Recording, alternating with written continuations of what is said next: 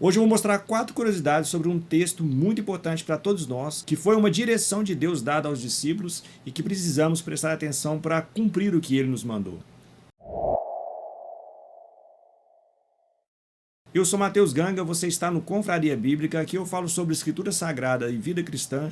Se você é novo por aqui, não se esqueça de se inscrever no canal para não perder nenhum conteúdo e curtir esse vídeo para que o YouTube entenda que ele é relevante para mais pessoas. Após a ressurreição de Jesus Cristo, ele nos dá uma missão de que nós devemos ir pelo mundo e levar o evangelho dele a toda criatura, fazendo discípulos e batizando-os em nome do Pai, do Filho e do Espírito Santo.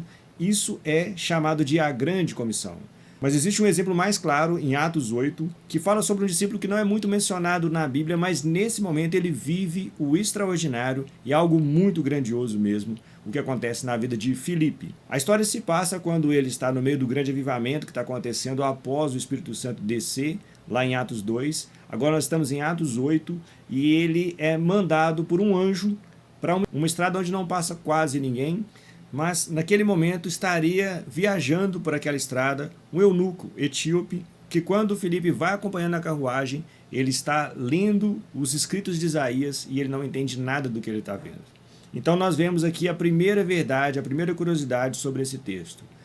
Cada vida é muito importante para Deus e vale todo o nosso esforço. Filipe ele foi ali para pregar para uma pessoa. Às vezes nós vemos pregadores falando, olha, eu ganhei 500 almas para Jesus, eu ganhei 100 almas para Jesus, mas nós vemos um anjo mandando Filipe pregar para uma pessoa. O próprio Jesus diz que haverá mais festa no céu por um pecador que se arrepende do que por 99 justos. Então, existe a necessidade de pregar, mesmo que seja para uma pessoa, e esse é o primeiro fato curioso desse texto.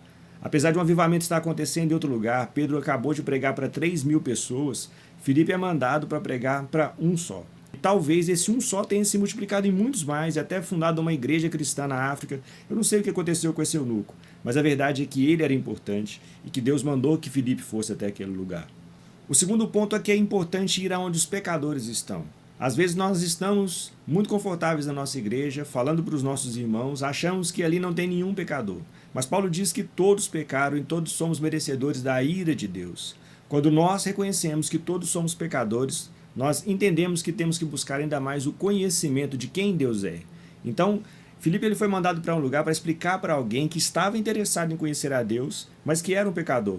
E assim como Filipe era, assim como eu sou e assim como todos nós somos. O terceiro fato é que é preciso explicar as Escrituras e levar as pessoas a Cristo. A grande missão que nós temos é fazer isso. Aquele homem estava tentando entender qual era essa profecia que Isaías estava falando. E naqueles dias, Jesus estava cumprindo essa profecia.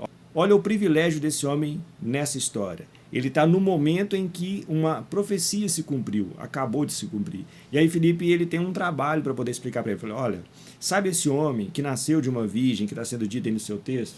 Sabe esse homem que seria morto por causa das pisaduras, por causa dos pecados, das nossas falhas, ele seria pisado, moído?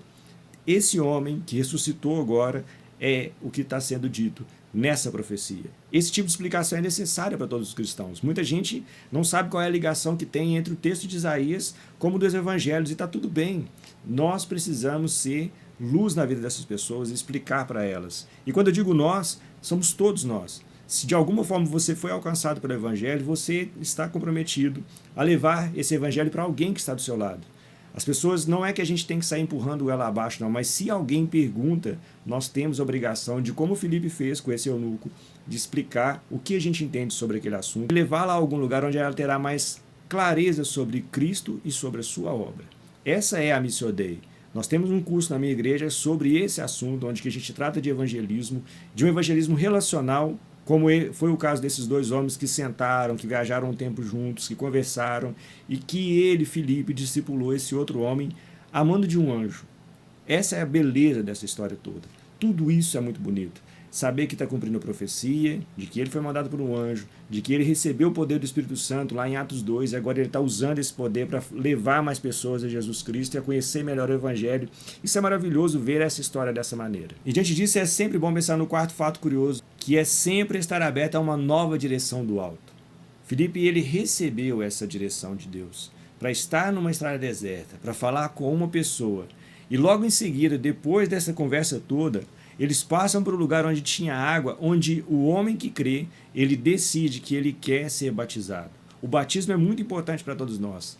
Ele é a confirmação de que o nosso coração está se mudando, está se convertendo a Deus, e nós estamos diante de toda a sociedade dizendo, olha, eu agora tenho um Senhor, eu agora tenho um Deus, o Deus que criou todas as coisas. Eu estou sendo redimido pelo sangue de Jesus Cristo nesse momento, e agora eu sou uma nova criatura, e eu vou caminhar na direção de Deus com todas as minhas forças, com todo o meu empenho, e se eu puder, eu vou cumprir essa missão que Ele deu para todos nós, que é levar outros a Cristo. É encaminhar pessoas a viver esse relacionamento verdadeiro com o nosso Senhor. Isso é um chamado que todos nós temos. Às vezes nós nos colocamos diante de situações de que nós estamos aconselhando pessoas e na força do nosso braço nós acreditamos que nós poderemos ajudá-la de alguma maneira. Mas se os nossos ouvidos forem abertos ao Espírito Santo, se antes de aconselhar, se antes de ajudar alguma pessoa, se antes de se ver diante de uma situação difícil, nós nos voltarmos para toda a nossa fragilidade, todo o nosso pecado, toda a nossa fraqueza e nos colocarmos dessa situação diante do Espírito Santo, pedindo a Ele força e direção, com certeza nós teremos uma mudança muito grande em toda a situação, porque Ele agirá naquele lugar. Quando Jesus subiu aos céus, Ele disse aos discípulos, fiquem em Jerusalém e aguardem até que o poder do alto desça sobre vocês. Eles foram para aquele lugar e oraram até que o Espírito Santo desceu. E ali milhares de pessoas foram alcançadas pelo Espírito Santo.